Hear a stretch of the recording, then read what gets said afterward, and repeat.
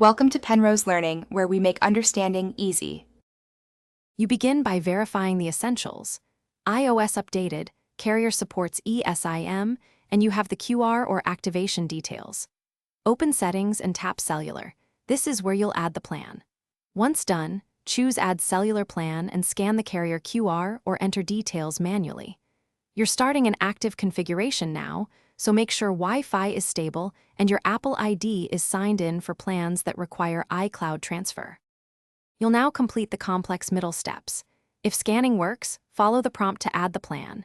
If not, choose Enter Details manually and type SMDP plus address and activation code.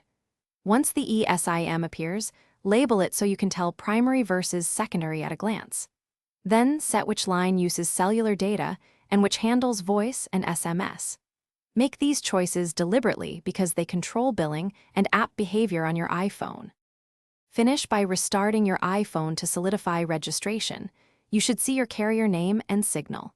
You must test a call, send an SMS, and browse to confirm data is live, and make sure iMessage and FaceTime are linked to the chosen line.